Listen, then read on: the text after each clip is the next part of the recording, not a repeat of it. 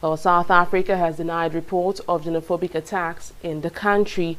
South Africa's High Commissioner to Nigeria, Bobby Monroe, at a press conference with Nigeria's Foreign Affairs Ministry, headed by Geoffrey Onyema, said the attacks in his country were not targeted at Nigerians. He described the attacks as sporadic acts of violence, adding that businesses belonging to other South Africans were also affected in the violence. The federal government had early on Monday summoned South Africa over the recent xenophobic attacks on Nigerians living in the country. The South African government has issued a statement, and the head of mission will himself give you information on that. Arrests have been made, but for us, Nigerian government, we are determined that we should not have any recurrence of this going forward.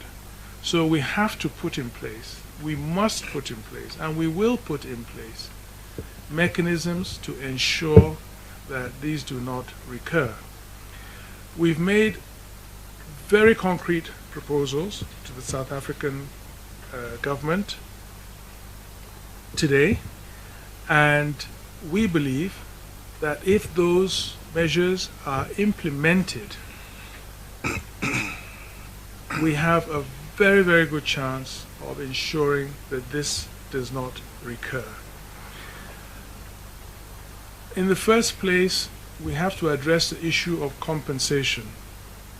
There has to be accountability and there has to be responsibility for compensating all those Nigerians that have suffered loss. And we are going to absolutely push for that. And secondly, we believe that, but I will not go into that much detail on that, but that the two security forces, South African and Nigerian, we can have an arrangement where there will be cooperation on the ground in South Africa to arrest such events and occurrences. The government has issued a statement yesterday condemning the acts of violence and acts of criminality. For us, these are acts that continue to demonstrate that there are criminals within society that seek to destabilize the country. There are criminals who seek to create an impression that South Africans do not subscribe to the principle of Ubuntu. You are because I am.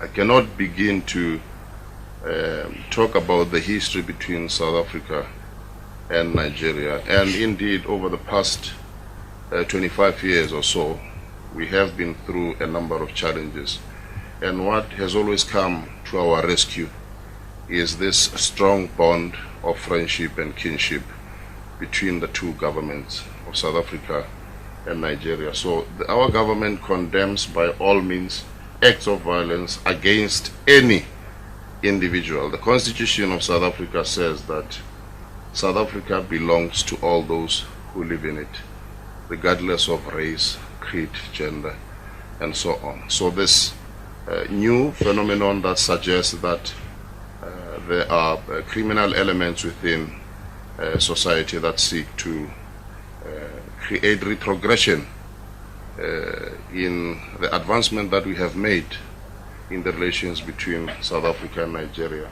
is something that is quite regrettable and quite very unfortunate.